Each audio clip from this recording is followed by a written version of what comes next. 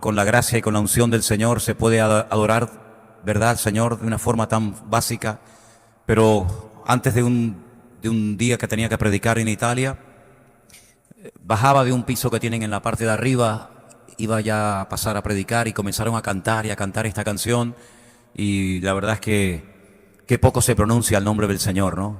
Que poco utilizamos a veces el nombre verdadero del Señor. Y esta canción me impactó tanto que la aprendí, la ensayamos esta tarde en 5 minutos y la hemos compartido con ustedes y creo que va a ser de mucha bendición, por lo menos por un tiempo, hasta que la terminemos quemando, ¿no? Y después pasaremos a otra.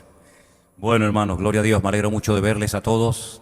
Gracias por vuestra presencia en esta tarde aquí. Traigo saludos de muchos hermanos que tal vez ustedes no conocen, pero que mandan saludos, los hermanos de Italia. Me parezco al apóstol Pablo, ¿no? Los hermanos de Italia os saludan. Incluso hermanos de Roma que nos siguen por internet, hicieron 600 kilómetros para ir a pasar el fin de semana en esos cultos especiales que celebramos en Milán, y cenamos con algunos de ellos y después al día siguiente hicieron otros 600 kilómetros de vuelta a Roma porque tenían al día siguiente que trabajar y me impresionó mucho, ¿no? Me impresionó mucho ver hermanos que han hecho 1200 kilómetros en un fin de semana, cuando a veces decimos, ir al sur, madre mía, qué lejos, ¿no? Y estos hermanos se levantaron temprano a la mañana, llegaron al culto del viernes, estuvieron el viernes, el sábado y el domingo por la noche, o el domingo o el lunes a la mañana a primera hora, volvían a Roma, donde viven, y tenían que ir a trabajar. Y fue una bendición poder estar con estos hermanos. Así que traigo saludos de los hermanos de Roma. Que el Señor les bendiga. Quieren que en el próximo viaje que hagamos, Dios mediante, a ver si puedo ir con Elena, nos quieren enseñar toda la vieja ciudad de Roma, que es realmente espectacular. Las catacumbas, donde se reunían nuestros hermanos hace 2000 años, escondiéndose de las matanzas y de las persecuciones que había. Enseñarme también todo el barrio judío, que es uno de los barrios que mejor se conserva de toda Europa, del judaísmo. En fin, eso será para otra ocasión. Pero decirles que fue un viaje muy intenso. La verdad que de todos los viajes que he hecho en los últimos años, me he sentido muy, muy a gusto en este viaje, pero fundamentalmente porque me sentí muy usado para la gloria del Señor. Y esa es la satisfacción más grande que uno puede tener, ver que Dios te usa y que Dios habla, ¿no?, a través de lo que el Señor pone en tu corazón. Y llegué el martes, me estaba esperando un hermano. Ahora mismo, sinceramente, si me tengo que parar a pensar, porque no me acuerdo si era Antonio o era otro hermano, pero bueno, da igual. El papá sí, exactamente, el papá de una hermana, de una joven que me traducía. Un hermano que ha estado muy, muy, muy delicado de salud. Le han dado varios infartos y ha perdido mucho peso, pero el hermano hizo un esfuerzo, me fue a buscar al aeropuerto de Linate. Allí en Milán hay 3 aeropuertos, más o menos cerca, y este es el más cerca. Y de ahí fui a la casa del pastor Antonio, que tiene un problema en el pie derecho, apenas lo puede apoyar, porque tienen en la iglesia un coro, y entonces han ampliado la plataforma y han hecho como unos escalones, así añadido a la plataforma, y son como huecos. Y Antonio, cuando se subía un día a la plataforma, metió el pie en el hueco y se cayó, esto ya hace tiempo, y se torció el pie y apenas puede caminar, está siempre descalzo, incluso en la iglesia. Y bueno, por eso no me pude ir a buscar, porque lo pasa muy mal, no puede estar mucho tiempo de pie. Eso fue el martes. Al día siguiente se disculpó él y la esposa porque tuvieron que salir urgentemente para Livorno. Livorno es una ciudad que está a más de 400 kilómetros de distancia de Milán. El papá de su esposa estaba ya muy grave, hace mucho tiempo, tenía cáncer, y de un momento a otro iba a morir. Entonces tuvieron que salir, yo me quedé solo en la casa de Antonio y de su esposa, y bueno, gracias al Señor todo bien, pero bueno, ellos se fueron y él regresó el sábado. Yo durante la semana comí con algunos hermanos, bueno, y la hermana me dice, hay comida en casa. Cuando un italiano te dice hay comida en casa, significa que desde el techo hasta el suelo está todo lleno de pasta, todo tipo de pasta, tamaños y colores. Pero gracias al Señor todo muy bien, me sentí muy cómodo, muy a gusto. Me vino muy bien este tiempo tranquilo por la mañana, porque como saben ustedes tengo que ir a predicar a un retiro a Galicia a finales del mes de mayo. y he propuesto un tema y me vino bien para poder prepararlo, tomar apuntes, estar tranquilo. Entonces, Antonio regresó el sábado, pero yo prediqué en una iglesia del pastor Manuel de la Crode, el día miércoles, el día jueves y el sábado por la mañana en la iglesia de ese pastor. Y en la iglesia del pastor Antonio prediqué el día viernes por la noche, el sábado por la noche, el domingo por la mañana y el domingo por la tarde. Y en la iglesia, la primera iglesia que visité del pastor Emanuel, un pastor que tiene 75 años. Su esposa asistió al primer culto, pero ya el segundo no pudo venir porque ya ella ha tenido varios infartos y le han puesto en el corazón esos, ¿cómo se llama? Stents, esos para ensanchar, y le tuvieron que volver a poner otro. Se quedó ingresada en el hospital, la hermana Ana, y siempre he tenido la pregunta cuando voy a esa iglesia a predicar, ¿quién va a ocupar el lugar de este hombre, el lugar del pastor, cuando este hombre ya no esté? Tiene 75 años, ahora tienen una vitalidad, una energía los dos espectacular, pero esa es la gran pregunta que la iglesia se hace. ¿Quién va a ocupar el lugar del pastor cuando se muera o cuando ya, en fin, bueno, jubilarse no, porque dudo mucho de que se jubile, ya tenía que haberse jubilado hace mucho tiempo, pero si en vez de haber enfermado y estar en el hospital ingresada su esposa hubiera sido él, ¿quién se hubiera encargado de la iglesia? Es el gran dilema, el gran problema que tienen allí. Entonces, la iglesia había pasado por un problema, vamos a decir, un tanto serio, en el mes de septiembre del año pasado, y todavía estaban recuperándose de esta situación. Y los 3 mensajes que el Señor me dio, según ellos dijeron, les vinieron de maravilla. El pastor me dice, has hecho la radiografía de la situación de nuestra iglesia. El Señor, por lo visto, les habló, les consoló, les animó con la palabra. Nuestro consuelo está en las Sagradas Escrituras y en el Señor, ¿verdad? Y me sentí muy a gusto, muy usado, pero sobre todo porque la iglesia necesitaba un bálsamo, un refrigerio. Y el pastor me dijo, y otros hermanos, de verdad que han sido 3 días, han sido 3 cultos maravillosos, donde el Señor nos ha hablado, ha respondido a muchas preguntas, a muchos porqués que nos hacíamos, y gracias al Señor que fue un tiempo muy bonito, un tiempo hermoso. Después en la iglesia del pastor Antonio, estuve el viernes, él no estaba, por lo que les acabo de decir del suegro. Luego el sábado a la tarde ya, gracias al Señor, ya pudo estar en el culto. Tuvimos culto en su iglesia el viernes, el sábado por la tarde, el domingo a la mañana. Nos quedamos a comer dentro de la iglesia. Hay una hermana latina, que tiene un ministerio, un don de servicio espectacular. Ella hace la comida para toda la iglesia. Y había un buen grupo de hermanos, incluso que vienen de otras congregaciones y mucha gente nueva que vino. Y allí nos quedamos a comer el domingo al mediodía. Y después de comer a las 4, tuvimos otro culto. Y fue un tiempo muy hermoso, fue un tiempo, la verdad, muy bonito. Pero quiero decirles que a lo mejor ustedes, los que son muy observadores, notan que hoy estoy estrenando una Biblia nueva. Dice, la Biblia de Manolo era negra. Bueno, ahora es de este color, así granate. Esta Biblia me la compré ayer, es una maravilla, no solamente por el tamaño, sino por una serie de cosas más, pero me la tuve que comprar porque el viernes cuando llegué a la iglesia del pastor Antonio me pasó algo que no olvidaré en mi vida. Se me acercó un niño que no tendría más de 6, 7 años, muy formalito, muy educado, muy especial.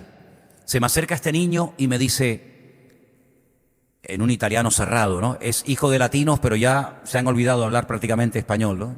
Y me dice, pastor, yo cuando sea grande quiero ser pastor. Le dije, bueno, pues gloria a Dios. Entonces, bueno, le dije, bueno, pues te tienes que portar bien, tienes que aprender mucho de la Biblia y tal.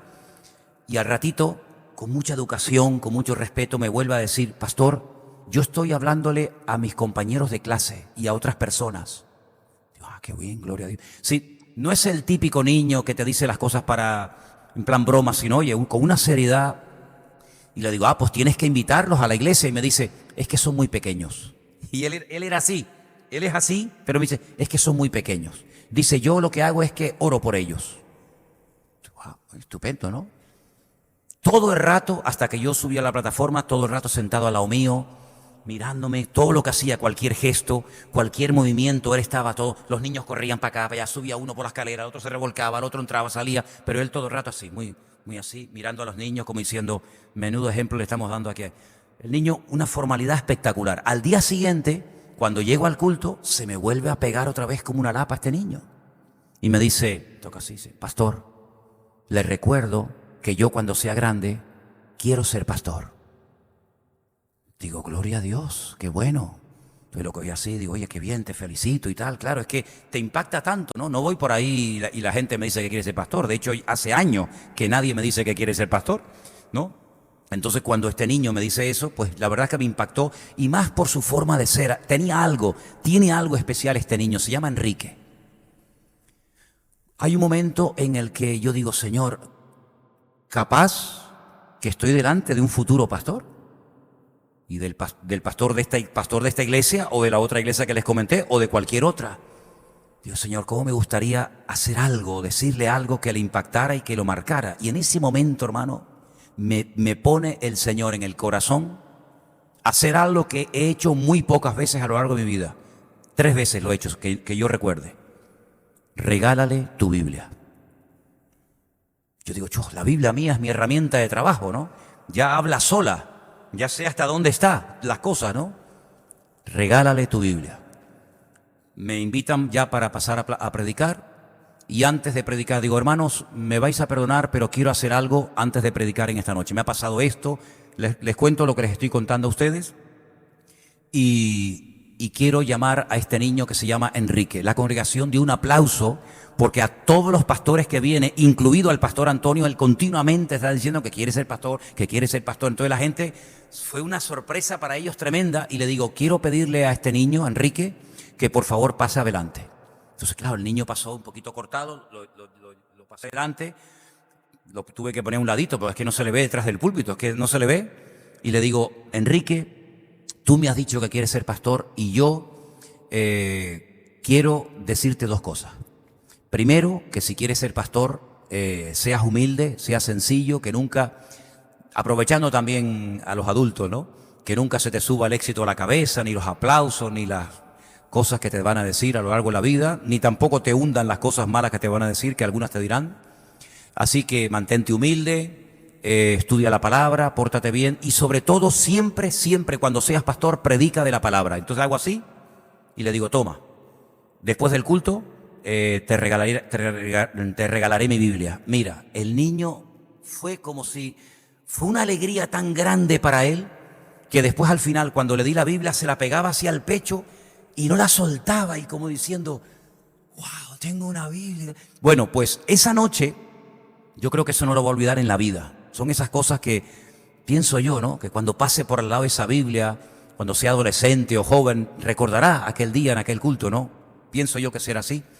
Y cuando esa noche fuimos a cenar con estos hermanos de Roma, cuando salíamos de comer en un restaurante que los hermanos nos invitaron, la mamá del niño nos llama, porque como sabía que estábamos solos, porque la esposa del pastor Antonio se había quedado en Livorno, nos había preparado cena, pero le dijimos que ya habíamos cenado. Pero igualmente pasamos por el barrio donde ella vive, y ella bajó con unas cacerolas y nos tenía preparada un montón de comida para cenar ese día y un mes.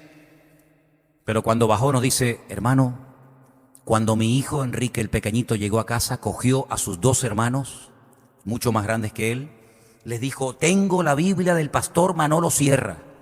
Me dijo que voy a ser pastor. Y bueno, les dio casi su primer sermón. Le dio su primer sermón. Y dice que les impactó tanto a la familia y a los hermanos. Y ese es el motivo por el cual ayer tengo muchas Biblias arriba, pero necesitaba una especialmente para predicar en el púlpito, y ese es el motivo por el que hoy estoy estrenando esta Biblia, ¿eh? Así que será la primera vez que la use para hablar de ella en público. Oren por este niño, si se acuerdan.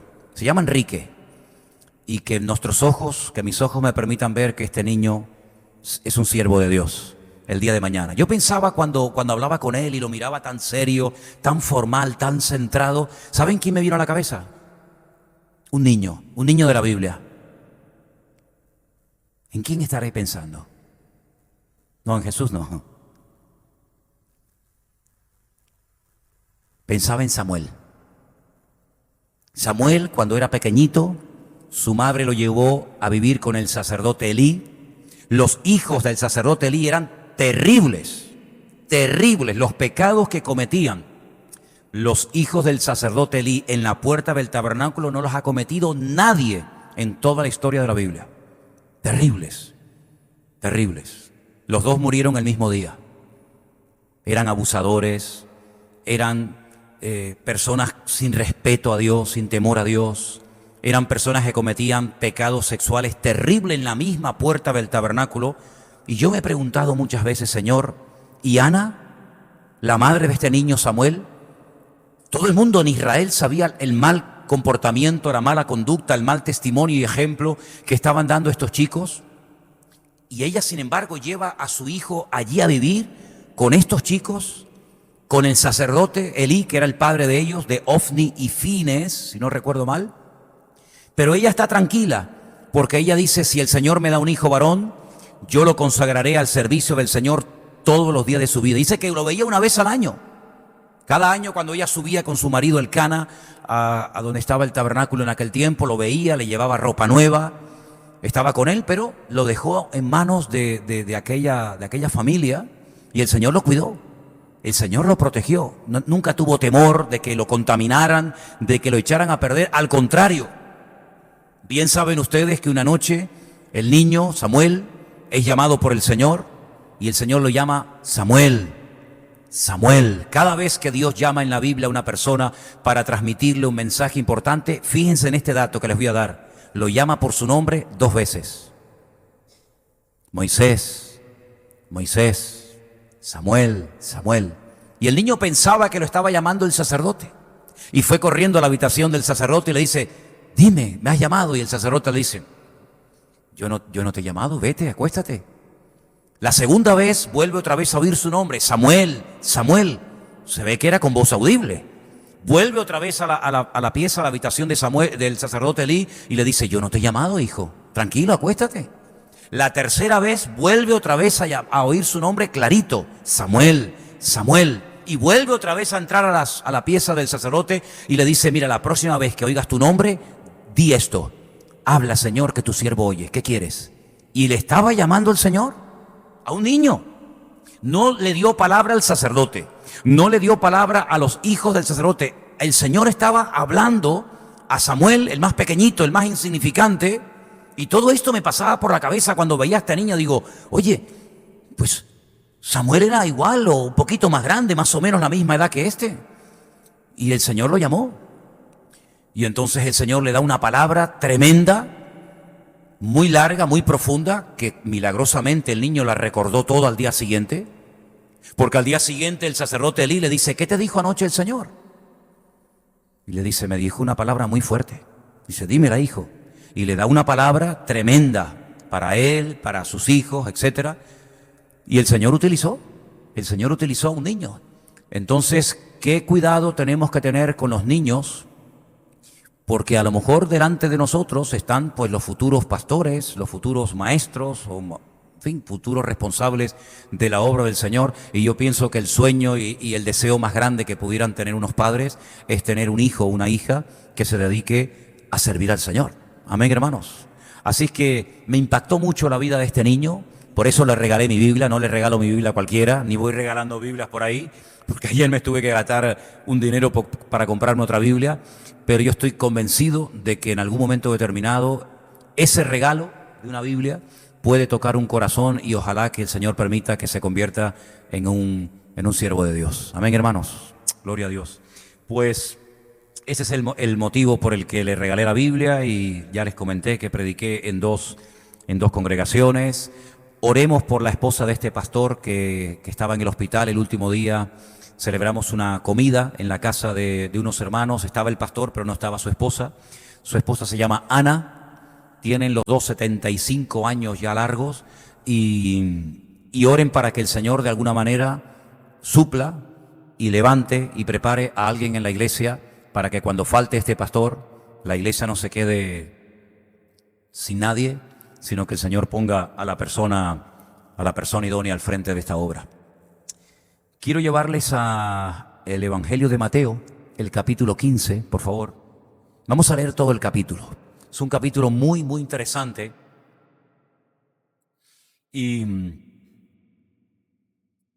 vamos a leer desde el versículo 1. Aquí hay una conversación del Señor Jesucristo con los escribas y con los fariseos de su época. Y el Señor trae una aclaración y unas respuestas muy interesantes a preguntas que esta gente le hace al Señor.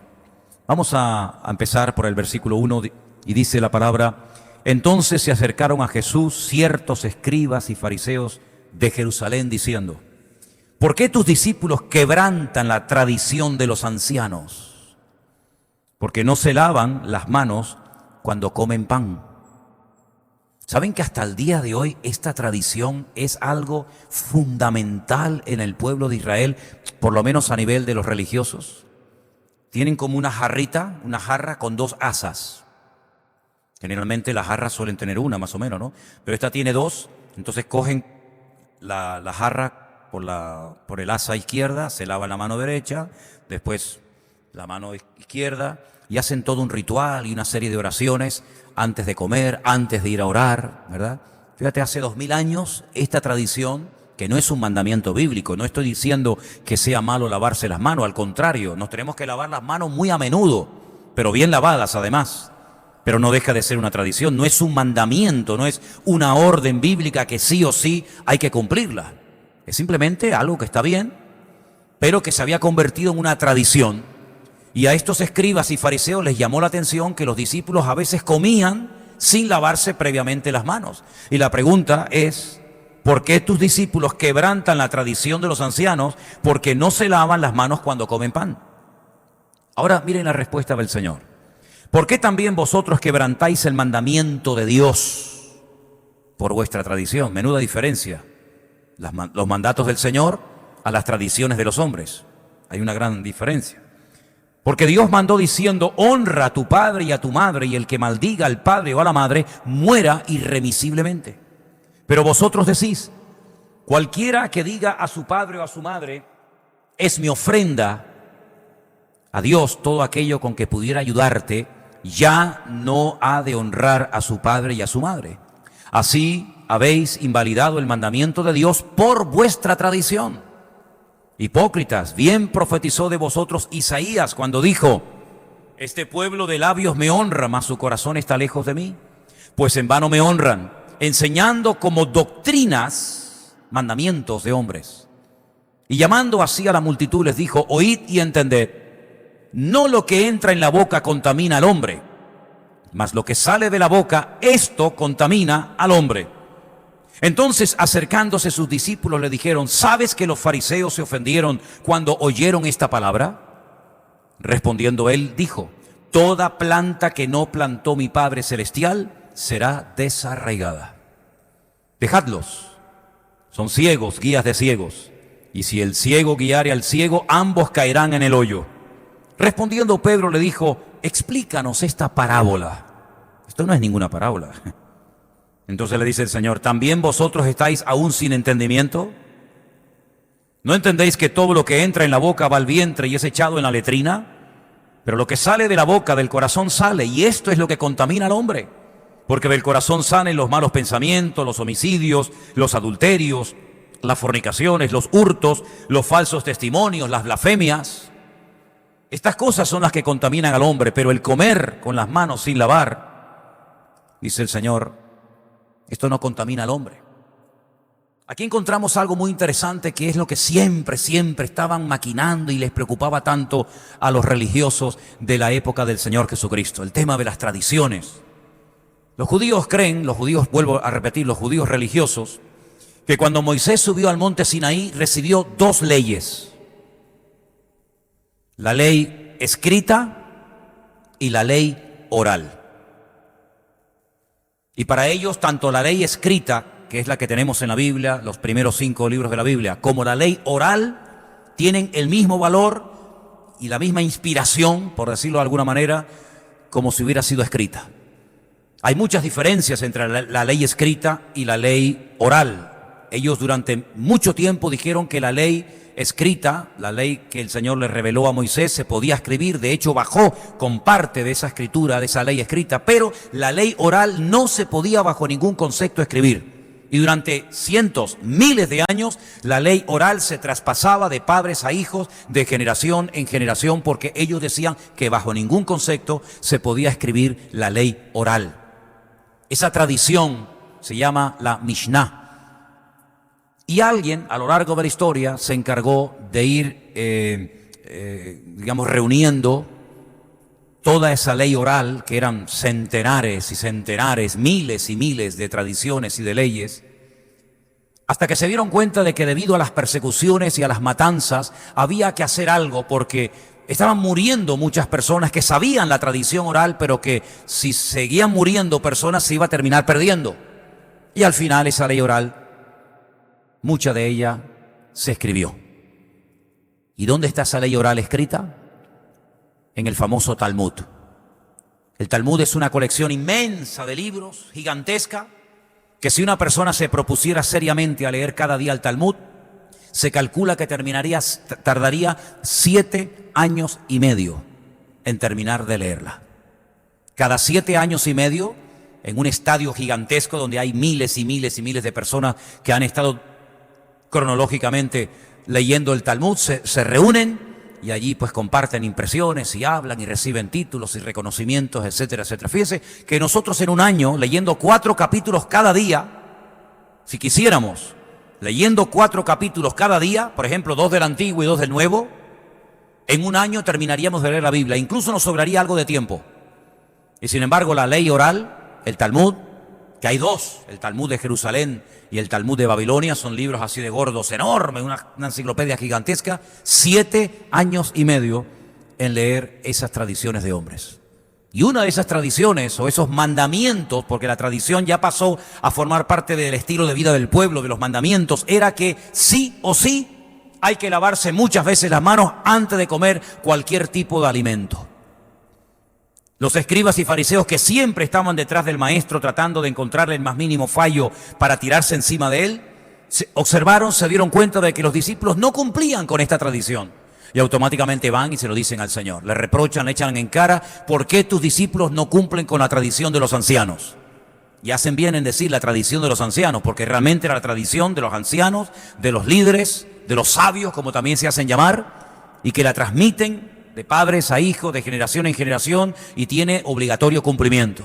Y Jesús les dice: mira, ¿y por qué ustedes quebrantan los mandamientos del Señor, poniendo por encima de los mandamientos del Señor vuestras tradiciones, que ya casi son como un cuerpo doctrinal, si la doctrina es lo que un creyente tiene que creer? De hecho, no sé si todavía está, pero en el tablón de anuncio de la iglesia, tanto de aquí como del Puerto de la Cruz, como en Llagostera, tenemos una lista de las doctrinas básicas y fundamentales en las cuales nosotros creemos. Y cuando una persona solicita oficialmente querer ser miembro de la iglesia, que es más que asistencia, pues le decimos: léase usted las doctrinas de la iglesia para ver si usted cree en todo esto o tiene alguna duda, porque no tiene ningún sentido hacerse miembro de una iglesia donde creemos una serie de cosas a lo mejor en las cuales todavía usted no cree o nunca va a creer en ellas. Pero para los judíos su tradición, sus costumbres, sus normas, ya eran casi como, tenían el mismo valor y peso que la doctrina del Señor, que los mandamientos de Dios en su palabra. Y el Señor les da una enseñanza tremenda. Y le dice: mira, ustedes están siempre preocupados por las cosas pequeñas, que si las manos, que si esto, que si aquello, y sobre todo por lo que les entra por la boca. Hasta el día de hoy son así. Siempre preocupados que si esto se ha matado bien, si esto no se ha matado bien, si esto cumple todas las características kosher que se llama para poder probar ese alimento o no. De hecho, hay muchísimos restaurantes, por ejemplo en Israel, que cuando entras te ves en la puerta del restaurante un certificado, como que un rabino, que a veces se le da dinero y te lo da, así de claro, pues te da un certificado diciendo que en ese restaurante, en esa cafetería o lo que sea, todo lo que se va a comer cumple con todas las características bíblicas que llaman un certificado kosher, para que el que entra pueda comer con toda libertad esa carne, ese pescado o lo que sea, y todo cumple la norma. Y si ustedes están interesados en saber qué es lo que en el principio el Señor le había ordenado al pueblo de Israel, lo que se podía y lo que no se podía comer, les animo a que lean. Es un capítulo un poco largo, pero si les interesa el tema, es Levítico capítulo 11. Levítico capítulo 11. Allí encuentra usted la lista de todo lo que se podía y lo que no se podía comer. Y lo que se podía comer tenía que cumplir esta y esta característica. Y lo que no se podía comer, no se podía comer porque no cumplía las características que el Señor había establecido. Por ejemplo, en cuanto al tema de carnes, las carnes que se podían comer, los animales que se podían comer, tenían que cumplir dos características fundamentales. Tenían que tener la pezuña, ¿cómo se llama? Hendida. Pezuña, y que fueran rumiantes. Por eso no se come el cerdo, porque el cerdo tiene pezuña pero no es rumiante, entonces se descarta. Ahí entra la vaca, el cordero, la cabra, ¿no?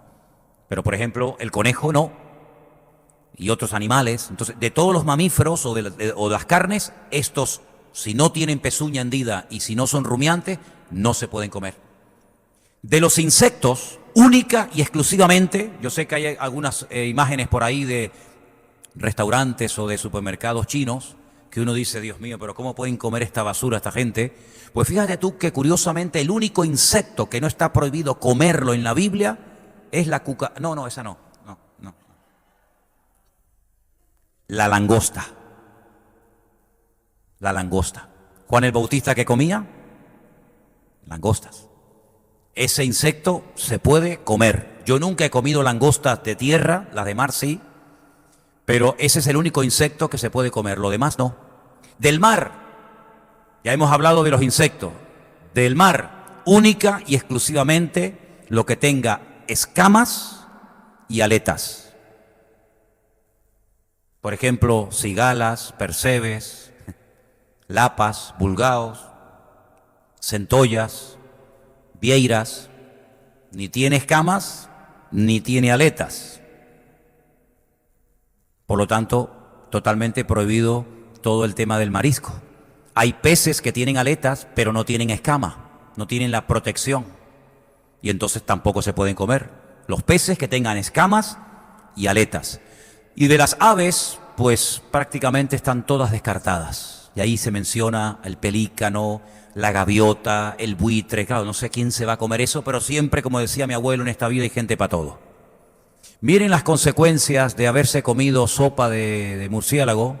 Miren la que han liado. Que por cierto, en Levítico capítulo 11 se prohíbe categóricamente comer sopa o carne o morros o pata o alas, lo que sea, del murciélago. Por algo el Señor decía, esto no lo coman, esto sí se puede comer, porque no solamente era porque en aquel momento no había la higiene o digamos la supervisión que hay hoy en día, sino que a lo largo de la historia, miles de años han pasado desde que Moisés recibió aquello y todavía hay ciertos animales con enfermedades que cuando el hombre las come pueden contraer ciertas y determinadas enfermedades. No, es que hoy en día ya hay una higiene y hoy en día hay una inspección. Sí, pues mira cómo todavía hay enfermedades que saltan al ser humano a pesar de que han pasado miles de años. Entonces todo eso está escrito en la Biblia y el Señor, lógicamente, como buen judío, sabía perfectamente lo que se podía y lo que no se podía comer. Lo sabía perfectamente. Y los judíos eran tremendamente escrupulosos en todo el tema de la comida. Pero el Señor lo que les dice es que lo que contamina no es tanto lo que entra, sino más bien lo que sale. Y esta es una enseñanza nueva. Esto que nosotros ya lo hemos oído 1.000.000 de veces y lo sabemos, en aquel momento es la primera vez en la historia de la humanidad que un rabino, que un maestro como era el Señor Jesucristo, dice que el problema no está tanto en lo que entra por la boca, que al fin y al cabo va a parar a la letrina, sino el problema está en lo que sale. Y él menciona cosas concretas. Él dice, del corazón salen los malos pensamientos, los homicidios, los adulterios, las fornicaciones, los hurtos, los falsos testimonios, las blasfemias. Es decir, no se refiere evidentemente al músculo, sino que la palabra corazón en la Biblia es el asiento de la voluntad humana. Ahí están los sentimientos, están las emociones. Cuando la Biblia habla del corazón no se refiere a ese músculo que lo quitamos y ponemos otro en un trasplante, sino es mucho más que eso. Como cuando la Biblia habla del espíritu y la carne, no se refiere a un trozo de carne, se refiere a toda una filosofía, a todo un estilo de vida, ¿sí o no? Pues exactamente igual. El Señor les está tratando de abrir los ojos y decirle, mira, ustedes están siempre preocupados por lo físico, por lo natural, por lo que pueden comer o no comer, lo que se puede tocar o no, pero yo les digo que hay una enseñanza que ustedes nunca han recibido. Y por eso, sin lugar a dudas, el Señor Jesucristo fue el mejor maestro de toda la historia de la humanidad. Porque Él les está enseñando que no solamente uno tiene que tener cuidado con lo que come, evidentemente, ¿vale? Sino que el Señor lo que está diciendo es que cuidado, porque no solamente lo que entra puede causar problemas, sino que además es lo que sale, y lo que sale ustedes no le dan ninguna importancia, y la tiene. Y ahora podemos entender por qué hay un proverbio que dice, sobre toda cosa guardada, guarda tu corazón. Y por eso podemos entender por qué en el Sermón del Monte, una de las bienaventuranzas habla del órgano del corazón, pero no del órgano en sí mismo, sino de lo que representa, de lo que simboliza el corazón. Bienaventurados los de limpio corazón, porque ellos verán a Dios. ¿Se dan cuenta? Y ahora pueden entender por qué el corazón es comparado con la voluntad, cuando dice aquí yo estoy a la puerta y llamo, ¿verdad? Y decimos, está a la puerta de tu corazón, si oyes la voz de Dios, Él entrará a tener comunión contigo y no. En otras palabras, lo que el Señor está haciendo es elevar el conocimiento de los que le están cuestionando si se puede comer, si no se puede comer, si se lavaron las manos, no se lavaron las manos, sino lo que Él está tratando es que ellos se den cuenta de que una cosa es la palabra escrita simplemente y otra cosa es el espíritu de la palabra. Lo que el Señor está tratando de enseñarles a ellos y a nosotros hoy en día también, por supuesto, es que lo importante es nuestra relación con el Señor. Podemos saber mucho de Biblia, podemos saber muchos capítulos enteros de memoria, podemos sabernos todo el Talmud y la Mishnah y la Gemara y toda esa historia, pero lo importante es que nosotros podamos conocer a Dios personalmente e individualmente, que es lo que lamentablemente a esta gente le fallaba. Le preguntabas cualquier capítulo, cualquier salmo, cualquier versículo y te lo decían de memoria.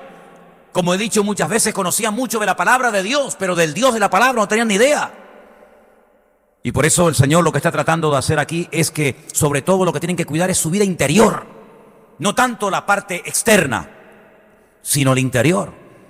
Que no le daban, por cierto, ninguna importancia. Alimentar el espíritu, alimentar el alma, porque al fin y al cabo eso es lo que marca la diferencia en nuestra conducta, en nuestra hora de pensar, de reaccionar, de actuar.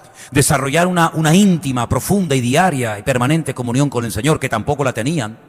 Fíjense, para ponerles un ejemplo, cuando Nicodemo les visita una noche al Señor, y cuando el Señor abre la puerta y le dice Nicodemo, sabemos, fíjate cómo él habla en plural, parece que viene representando a un grupo de rabinos, un colectivo, y le dice, sabemos que has venido de parte de Dios, porque nadie puede hacer lo que tú haces si Dios no está con él.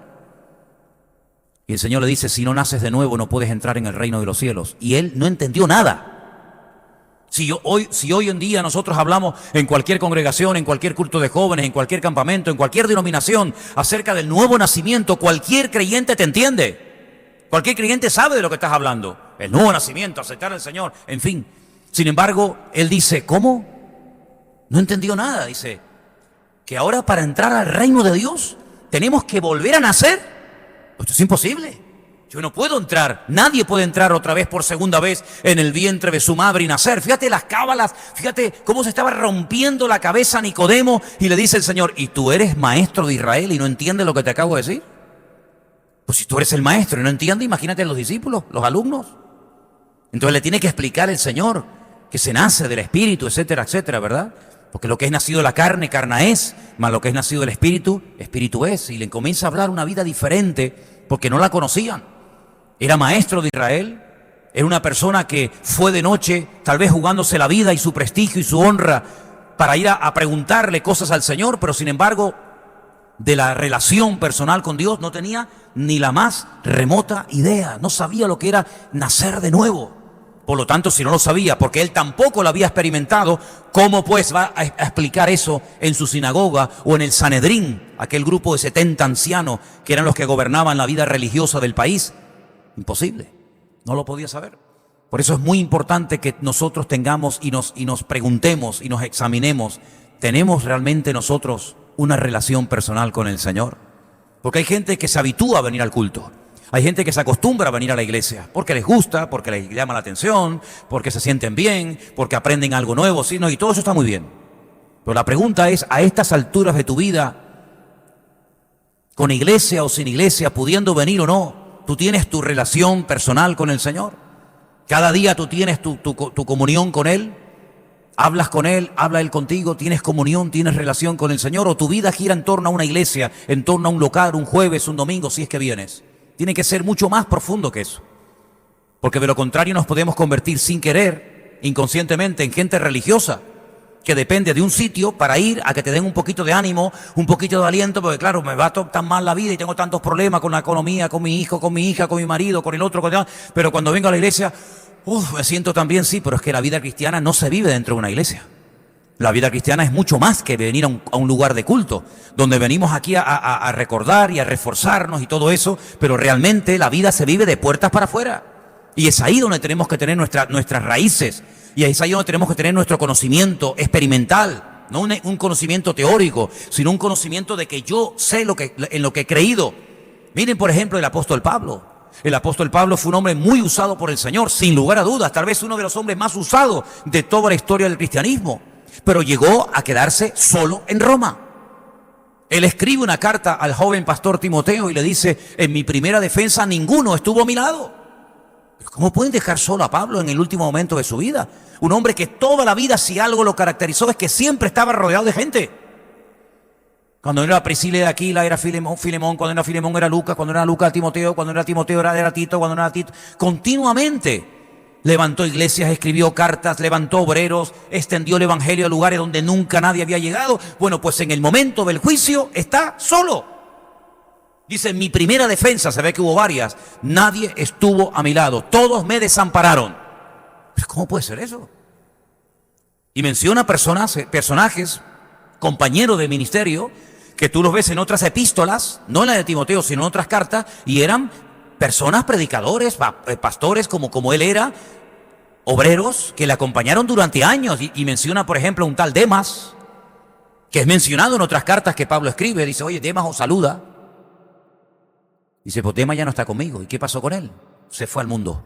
¿Cómo se puede ir al mundo un predicador? Se fue amando a este mundo. ¿Cómo puede ser eso? Y Alejandro me ha causado muchos males, cuidado con él. Y en mi primera defensa ninguno estuvo a mi lado. Pero añade: pero el Señor estuvo a mi lado y me dio fuerzas. Y así pude predicar la palabra y pude dar testimonio. Y así el Señor me libró de la boca del león y me librará. Y podré terminar la carrera en victoria y mantener y guardar la fe. Y el Señor me dará la corona en aquel día cuando llegue a su presencia. Es decir, era un hombre que sí, estaba rodeado de personas, leía mucho de la palabra, conocía mucho de la escritura, pero cuando no hay ni escritura, ni pastor, ni iglesia, ni hermanos, ni amigos, ni familia, ni nadie, ahí ¿a qué te agarras? ¿A qué te agarras? Ya no hay nada, ya no hay dinero, ya no hay amigos, ya no hay papá, ya no hay mamá, ya no hay pastor, ya no hay iglesia, ya no hay nada. Ahora eres tú solito. En ese momento es cuando tienes que poner en práctica todo lo que has oído, todo lo que has recibido, todo lo que has aprendido, y agarrarte solamente al Señor, tu Dios, el cual ha prometido estar contigo todos los días hasta el fin del mundo. No sé si esa experiencia que Pablo tuvo de la soledad en el último momento de su vida, el Señor permitirá que nosotros o algunos de nosotros pasemos por esa experiencia. No lo sé. No sé si moriremos rodeados de amigos y de hermanos o moriremos más solos que la una. No sé si moriremos en la cresta de la ola o en el anonimato más absoluto, como por ejemplo a Juan el Bautista. Les recuerdo esto, Les recuerdo que Juan el Bautista en el momento de la muerte estaba solo completamente. Los dos últimos discípulos que le quedaban los mandó al Señor. Les dijo: vayan y pregúntenle, por favor, antes de que me maten o me hagan algo, pregúntenle si me equivoqué a la hora de predicar, porque quiero saber si él era el que había de venir, es decir, si él era el Mesías o me equivoqué y tendremos que esperar a otro. Y estos dos discípulos llegaron al Señor y le dijeron: venimos de parte de Juan, somos los dos últimos discípulos. Nos pregunta si tú eres el que habías de venir o tendrá que esperar a otro. Y le dice: díganle que los muertos son resucitados, que los ciegos ven, que los mudos hablan y que a los pobres se les predica el evangelio. Esta es la garantía de que las profecías se están cumpliendo.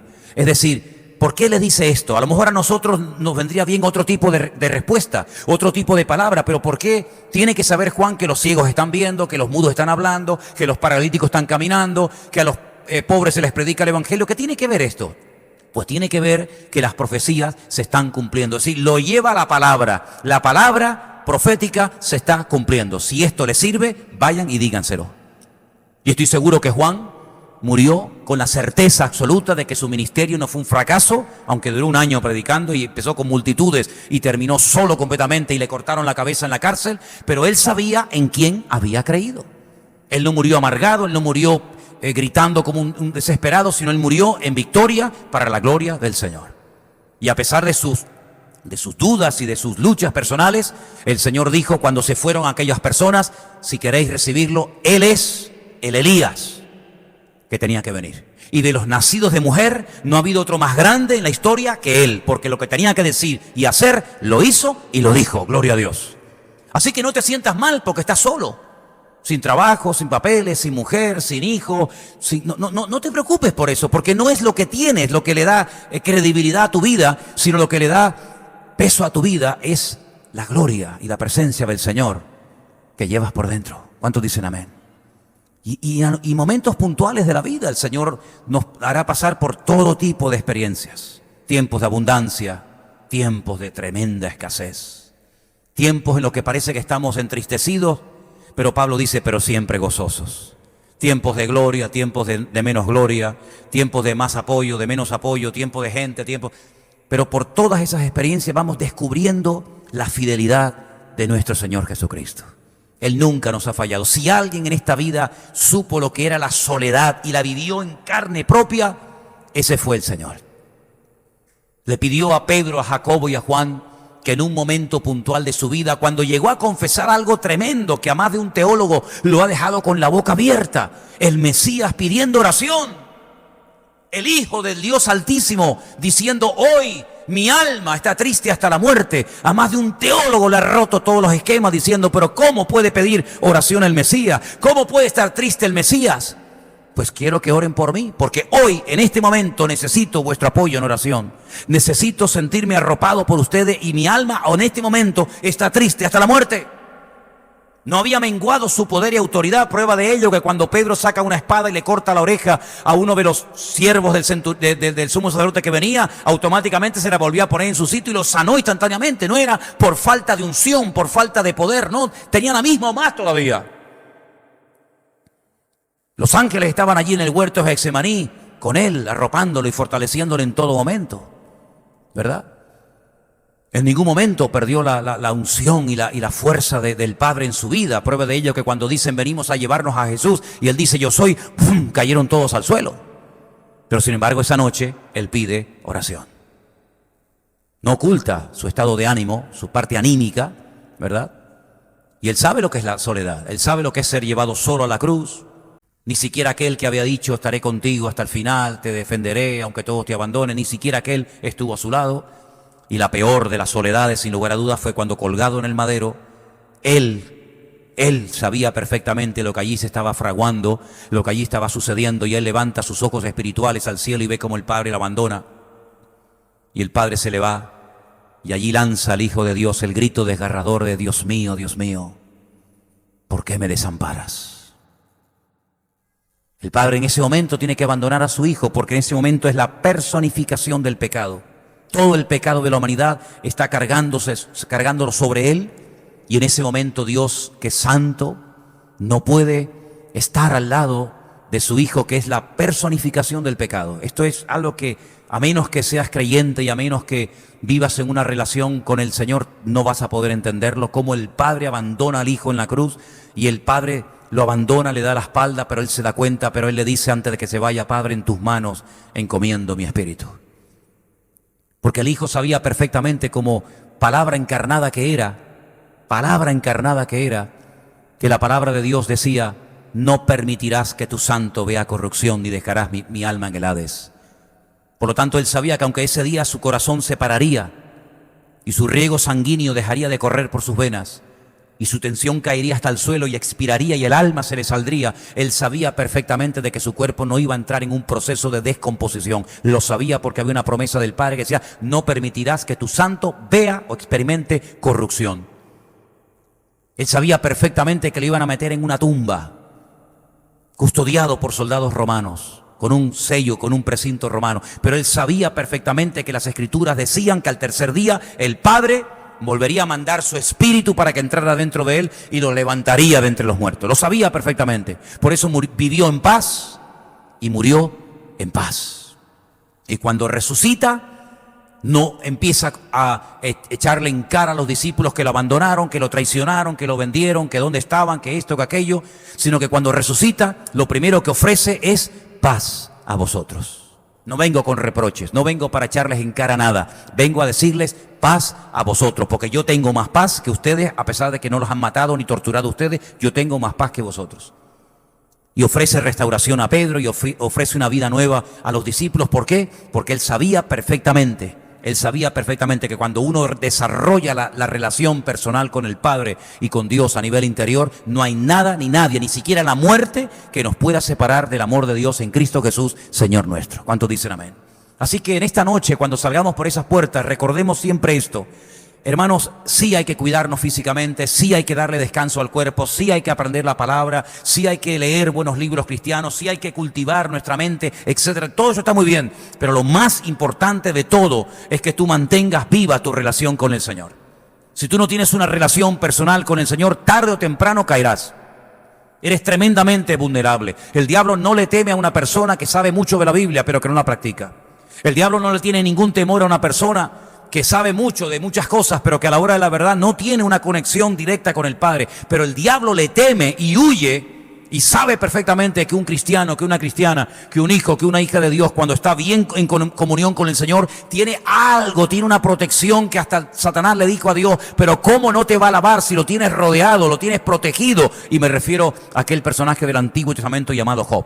Así que esa protección no es que ha venido por nuestros méritos, o porque siempre hemos sido una persona de fe. No. Esa protección viene porque tú estás en comunión con el Señor. De nada sirve tu pasado si tu presente no está avivado y en conexión con el Señor.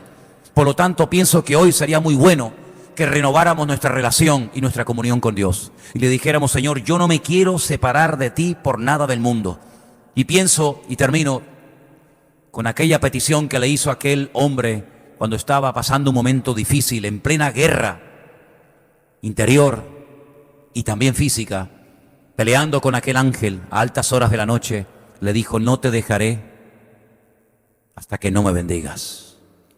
Y hay muchas personas que dejan pasar la bendición por no pelear un poco más, por no esforzarse un poquito más, dejan perder la bendición. El Señor está pasando por tu vida, te ofrece cambios, te ofrece restauración, te ofrece vida y vida en abundancia, te ofrece ánimo, te ofrece una renovación en la fe, te ofrece su misma presencia, pero por no pelear, por no esforzarte un poco más, se va la bendición por delante de tus narices. Pero Jacob fue sabio y dijo: no te voy a dejar hasta que no me bendigas. Y lo bendijo. Quedó una marca física en su cuerpo como señal de que había peleado con Dios. Pero el Señor le dijo: has peleado y has vencido. Por eso tu nombre a partir de hoy va a ser Israel. Y yo quiero que en esta noche inclines tu rostro ahí donde estás y le pidas al Señor: Señor, renuévame la fe, el ánimo, mi comunión, mi relación contigo, renuévala, para que yo pueda mantenerme firme contra las acechanzas del diablo. No le deis lugar al diablo, decía Pablo en una de las cartas que escribía, para que no tome ocasión. No ignoramos sus maquinaciones. Vamos a agarrarnos a Cristo, vamos a agarrarnos en esta hora de la historia tan complicada, tan difícil al Señor. Vamos a poner nuestra confianza en Dios y no en los hombres. Dice la Biblia, hemos leído hoy en el Salmo 146, bienaventurado el varón que puso su confianza en el Dios de Israel, en el Dios de Jacob. Más vale confiar en Dios que en los hombres, más vale confiar en Dios que en los príncipes. Nuestra confianza está en Dios, y si nos agarramos a Dios y al Señor, podremos mantenernos en victoria todos los días de nuestra vida. El cuerpo se va a deteriorar, el cuerpo se enferma, las circunstancias son cambiantes, pero Dios es inmutable. Él es fiel y estará contigo todos los días. Padre, gracias por tu presencia en nuestras vidas. Gracias por tu fidelidad. Gracias por el amor que cada día nos ofreces gratuitamente. Señor, queremos en esta noche darte gracias por tu palabra. Queremos en esta noche cuidar no solamente lo que entra, sino también lo que sale. Cuidar nuestro corazón. Límpianos, Señor, una vez más con tu amada y preciosa sangre. Y que podamos vivir una vida de santidad y de orden y de obediencia, sometidos a tu palabra todos los días de nuestra vida. Que recordemos estas verdades eternas y que las llevemos a la práctica cada día. En el nombre de tu amado Hijo Yeshua. Amén y amén.